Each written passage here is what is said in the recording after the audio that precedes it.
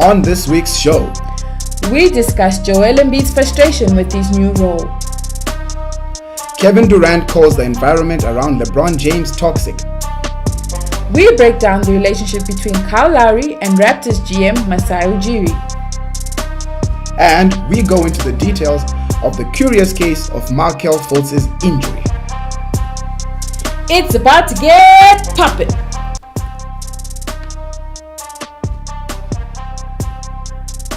Hello everybody and welcome to Pick and Pop TV. My name is Natalie Pike and this is Tich the assist man Mabiza. What's happening, everybody? So much shade being thrown in the NBA this past week. And to begin with, we go to Philadelphia. The Price Center Joel Embiid has expressed frustration at his new role. He has complained that ever since the Jimmy Butler trade, his numbers have taken a hit. And this is very evident in the way he's played. He's scoring 4 less points a game, his field goal percentage has dropped down to 43%, and is shooting a less than desirable 27% from 3. Now I'm okay, with Joel Embiid for being frustrated. I think, anyone would be if your role changed and you were used to playing inside. Now you're stretching the floor. It becomes a bit confusing. My only issue with Joel Embiid is the fact that he didn't take this to his coaches. He didn't take this to his teammates. He didn't take it to the coaching staff. He went straight to the media. These are things you deal with in your locker room. You don't go out there and start exposing your team all over the media. I've got to agree with you, Natalie. One of the biggest concerns about the Jimmy Butler trade was that Jimmy Butler was already an explosive character. You bring in Jimmy Butler to this young mix of players. Joel Embiid is already out there. Was it going to be a chemistry issue? Now, less than a calendar month into this trade, Joel Embiid is expressing frustration. This brings me to the point where Joel Embiid is trying to woo LeBron James to come onto this Philadelphia team. If he cannot handle Jimmy Butler, how do you think he'll handle LeBron James? Absolutely right. I think, it's something, should they solve these issues before it gets really toxic? I believe he should take the issue to his coaches, have a discussion. We know Joel Embiid's dominance is inside the paint. So I guess we are okay with his frustration. Just don't throw it out there, Joel. The media caught up with Jimmy Butler and Coach Brett Brown after practice, and this is what they had to say. The offense. I didn't read it because I don't read what anybody puts out. People talk about it. You scroll up and down Instagram, you see it. But I know where his heart is, man. His heart's pure. He wants to win, and I can feel for him. It's new to myself. It's new to him. It's new to everybody. But we're okay. I know he wants to win. He's frustrated. He wanted to play. The coach didn't let him play. We need him long term. He needed rest. He's been doing a lot on both ends of the floor for this team. So, as our best player, I can understand being frustrated. He's a hell of a player, and we'll figure out ways to make sure that he's always. You're always mindful of that, and really, when you look at the statistics, nothing's changed. In fact, the post touches, I think, have increased, since we've had Jimmy. And so really nothing's changed in relation to, the usage. You're always trying to maximize what you got and make it work as best you can. You do think that Ben gets more touches in the post. I do, yeah. And lots of them are created organically with the open post that we have. He will duck in. I thought he's been doing a great job of ducking in and finding the front of the rim. And some of those are just driven out of his effort and driven out of him using the offense to his benefit. Not everything is a static play call when he gets the ball at a post. It's a natural reaction that lots of big guys have. And I lived with Timmy for all those years, and now you're with Joel, and it's at times true. Like he needs, the ball. He can get the ball from time to time more than maybe he does. And so I feel like, and I hear you, it's a natural response, maybe driven at times out of the frustration of a loss, but it's not anything that's new to me. While it remains to be seen if this will be a chink in the armor of the process. Now, Joel is not the only guy staying in the media and, talking about other people. We have KD. KD came out recently talking about, the environment around LeBron James is toxic, and these were his exact words. So much hype comes from being around LeBron James and other people. Durant said he has so many fanboys in the media. Even the beat writers just fawn all over him. I'm like, we're playing basketball here. It's not even about the basketball at certain points. So I get why anyone wouldn't want to be in that environment, because it's toxic. Especially when the attention is BS attention. Fluff, he said. It's not LeBron's fault at all. It's just the fact that you have so many groupies in the media that love to hang on every word just get out of the way and let's play basketball, Durant said. Now, LeBron James also had some things to say about KD's comments. Let's see what he had to say. Kevin Durant said that the media attention around the environment is toxic. Did you see those comments? I did not. I believe that's probably not the whole quote, so I'm not going to comment on that. I would love to see the whole transcript of what was asked of him, the context that was asked of him, why it was asked, and the whole thing. So I'm not going to comment on it because I'm not knowledge. I don't know the whole thing. That would be stupid on my part. I'm a veteran. Thanks. Now I'm okay with KD, but KD boy has a problem. I think he's an attention seeker in my opinion, and I feel like, hi hater, he's in the house. He's a straight up hater in this situation. KD himself is so hypocritical when it comes to this. He joined a winning team. He joined a championship team. He joined the team that is the most talked about team after you've talked about LeBron James. So it's really hypocritical for him to start calling the environment around LeBron James toxic. Here's what I think he's really doing. He's poisoning the well. He doesn't want players to go and play with LeBron James. He wants to remain the guy, the man. And I think he's just jealous. He's straight out jealous. He's hating. He's throwing shade, and he doesn't need to. I've got to agree with you to a certain point. It has got a hint of jealousy. It's got a hint of him trying to set himself up to have a super team in the offseason. Like you said, he's trying to poison the well. You know, guys like Anthony Davis, guys like Kawhi Leonard, even guys like his teammate Klay Thompson have been rumored to maybe join the Los Angeles Lakers in the offseason. But when you look at the whole transcript of what Kevin Durant says, you've got to agree with LeBron. I don't think he really had that much malicious intent. I don't think he was really going at LeBron. I think he was talking more about the sacrifices that are required to play with a guy of LeBron James's caliber. You see guys like Chris Bosh, guys like Kevin Love, who were all-stars before they started playing with LeBron James, and the sacrifices they had to make. And the fact that when the team is doing well, it's LeBron. When the team is doing badly, all the blame goes to the role players. So, we have to look at it from both ends. I don't think Kevin Durant would just come out of the blue and just start attacking LeBron James. Like you mentioned, these guys are boys. I think he would. I think KD is very petty. We've seen it before. And I think he's being petty now. KD has not dealt with 10% of the pressure LeBron has had to deal with. Now he's talking about the media being phone boys. KD, if you want some attention, just tell the media you want it. But let LeBron be. LeBron has earned it. He earns the attention. He's a person who has made himself so relevant on and off the court. And if you want that, make yourself relevant. Stop joining teams that have winning streaks. Stop joining teams that already have big threes and big fours. Get yourself your own attention and stop calling LeBron out. And the shade never ends. Now we go over to Toronto. We're moving across the border to Canada. The relationship between Kyle Lowry and Raptors GM Masai Ujiri can best be described as turbulent in the 5 years that Masai has been the GM of the Toronto Raptors.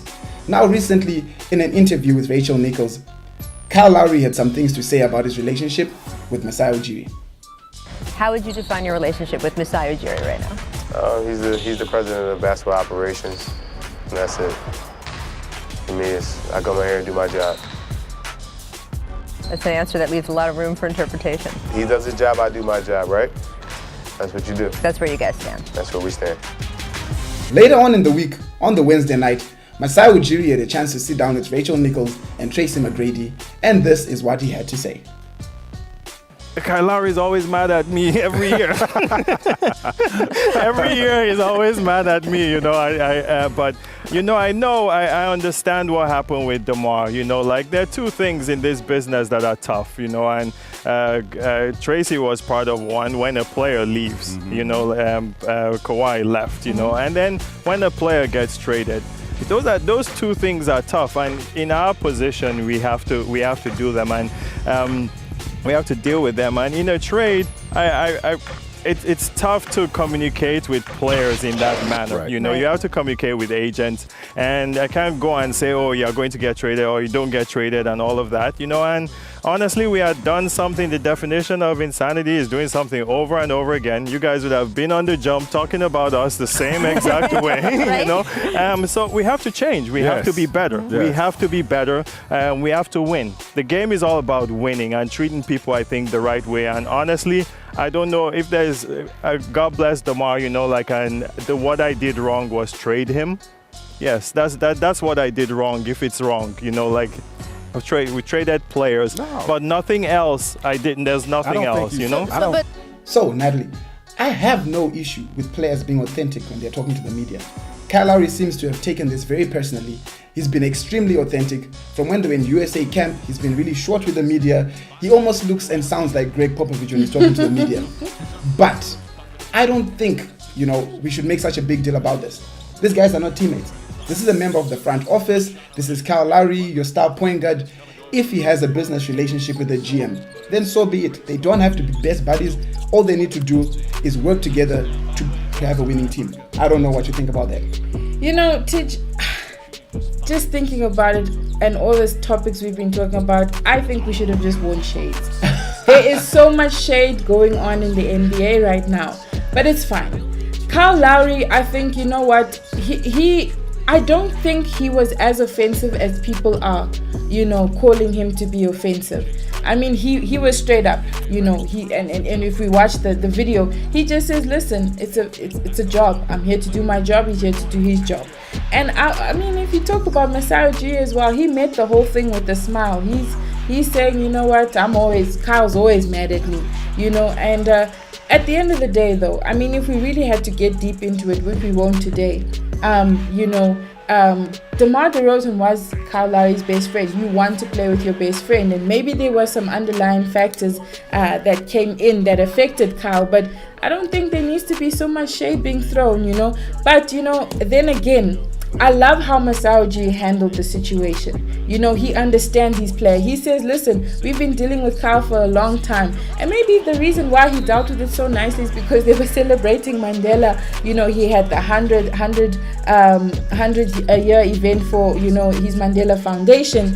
And, it probably made him feel warm and fuzzy inside. So he didn't need to go with Kyle Lowry, And big ups to Masai Ujiri for the stuff he's doing for Africa.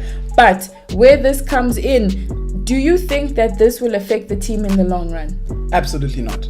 I think, as we have seen before, that Kyle Lowry doesn't have the most cordial of relationships with front office personnel. I mean, they tried to trade the guy in 2013, and now he's really upset, and it's really hurting him that they traded away his best friend, DeMar DeRozan. What we can conclude from this is that Kyle Lowry takes his friendships very personally. He believes that he should be able to play with his friend for the duration of their careers. But I like what Masai said, as we saw in the video before. It's insanity is defined as doing the same thing over and over again and expecting a different result. Correct. The Raptors definitely needed to move in a different direction, and we can agree that this direction has them winning games. Yes. Kawhi Leonard, Danny Green, these guys are winning games along with Kyle Lowry. They're a great defensive unit. They space the floor. They've got a great new coach, and I'm excited to see what the Raptors are doing, as they are currently the best team in the Eastern Conference. That's a bold statement. Currently the best team in the Eastern Conference. We still have a long way to go, but we'll take it. Just one more thing regarding this whole situation. I know Rachel Nichols said you do know that this may come across as a different message. And Kyle Lowry, he was indifferent. He's like, whatever you guys want to take it, take it. He's owning it. He's owning it. He's not shying away from it. He owns it. He's not doing this via a burner account like Kevin Durant did. Exactly. He's owning it. He says, you know what, we've got a business relationship. He knows that it's no secret that he's a bit unhappy that DeMar DeRozan has traded. And it's no knock on Kawhi Leonard, but that was the man's best friend. But best friends don't win championships. Yep. You know, putting together a winning team. Shaq and Kobe. Shaq and Kobe. You don't always have to be best friends. You don't always have to be good friends. You just have to be people who can come together and work together for the common good of winning a championship. And in our bumps and bruises section, we get an update on Markelle Fultz's injury from our injury expert, Trina. After finally seeing shoulder specialists in early December, he has now been diagnosed with thoracic outlet syndrome, a rather uncommon injury in the NBA, but more occurring in the major baseball league. Though this is not the first time the syndrome has hit the NBA, with former Nets guard Ben Uzar having suffered for 4 years before seeking specialized help. TOS is generalized as the compression of either blood vessels or nerves that run through the space between your collarbone and first rib. This space is known as the thoracic outlet. In sporting cases, it is often brought on by strong repetitive overhead movements. Now, before basketballers start worrying about the implication that has on our sport, let's look at the specifics. With the repetitive overhead and much more violent movement performed by a baseball pitcher, often the thoracic outlet can shrink, which causes the compression of the tissue passing through that space. Fultz having been diagnosed with a neurogenic syndrome, which implicates compression on the nerve. This form of compression can lead to muscle weakness, pain, and numbness occurring in the neck region all the way down to the hand. If we look at his jumper and the mystery behind the sudden change and lack of ability to shoot, we cannot completely say it's due to the syndrome, but rather a closer look at his biomechanics could account for that. Before this diagnosis, Fultz's mechanics was called into question, and he was said to have scapular dyskinesis. This was a much easier explanation for his shoulder pain and changed jumper.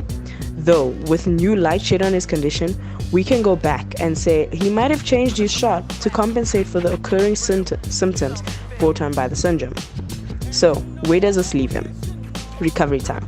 For now, Fultz has been ruled out indefinitely while he works on therapy and the doctors find a full-time solution. Fultz's age votes well for him in terms of recovery, and with rehab and therapy, we could see the Washington Fultz back on the court, and if all goes well, he could come back and still be that number one pick. When? Now, that will depend on the severity of his case and his overall treatment, and most importantly, his compliance to the treatment. What are you doing, babe? The closest thing about Fultz is to what happened to my golf game. What is that? I cannot believe how bad Markelle Fultz is looking. Somebody has done something to this kid. It requires an investigation. We need to find out what the hell somebody has done with Markelle Fultz. I've investigated. It's bad.